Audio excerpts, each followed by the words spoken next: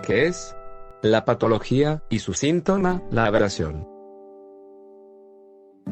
La Real Academia Española, RAE, indica que el término patología procede de las palabras griegas pathos, que quiere decir enfermedad o afección, y logos, que significa estudio o tratamiento. En la construcción es aquella lesión o deterioro sufrido por algún elemento, material o estructura. Tipos de patología: físicas, temperatura, incendios. Generan deformaciones, erosión y expansión. Mecánicas: sismos, sobrecargas y movimientos estructurales. Generan fisuras y grietas. Químicas y biológicas: ácidos, bacterias y hongos. Generan manchas.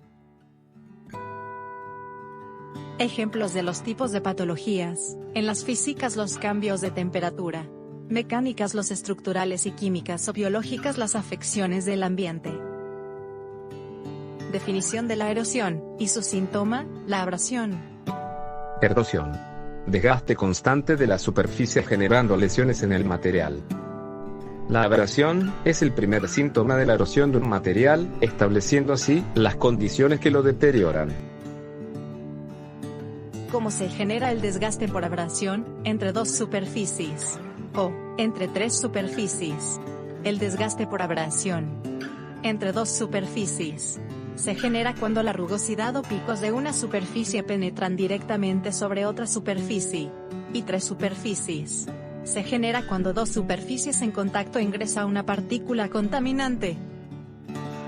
¿Cómo prevenir los desgastes? Con revestimientos, con el estudio de la composición química, o con materiales resistentes a desgastes.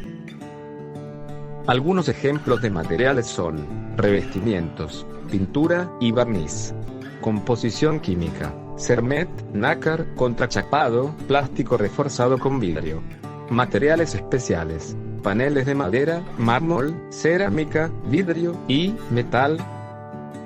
Normas UNE. ¿Dónde se localiza la abrasión? Zonas expuestas: la patología se genera debido a vientos, lluvia, granizo. También en zonas como partes altas, elementos salientes, extrados de bóvedas. ¿Dónde encontramos el síntoma? En partes altas, lugares expuestos a la lluvia, y salientes donde el material se encuentra más desprotegido. En partes altas, se evidencia en el elemento, la unión de la cubierta con el muro, el desgaste por la falta de auxilios que prevengan el deterioro. El deterioro por lluvias: se evidencia el cambio de color del material, desencadenando el incremento de la lesión, debido a la gravedad del agua y la fuerza que ejerce sobre el material. Salientes: el deterioro en salientes de la fachada se genera por ser un elemento que se encuentra más expuesto que el resto de la fachada, tendiendo a recibir toda la contaminación que recibe la fachada.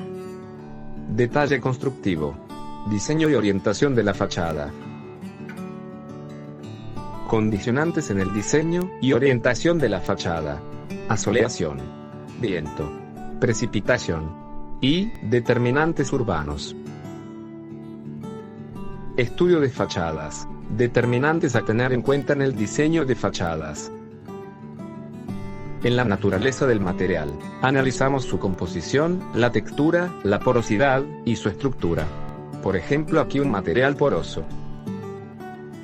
Además encontramos datos adicionales, como el contenido en sales solubles que tiene el material, la dureza y resistencia a la abrasión, la resistencia a la humedad, al hielo, y por último la intensidad y frecuencia del viento, lluvia, heladas, insolación.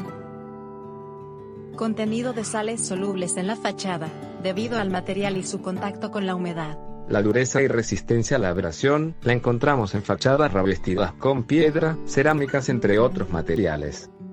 La resistencia a la humedad y al hielo: como ejemplo, el poliestireno es un material muy resistente a la humedad. La intensidad y frecuencia del viento, lluvia, heladas y la insolación. Entes que monitorean el clima, la precipitación y el suelo. En general, la carta solar y la rosa de los vientos son útiles para determinar la orientación y el diseño de la fachada.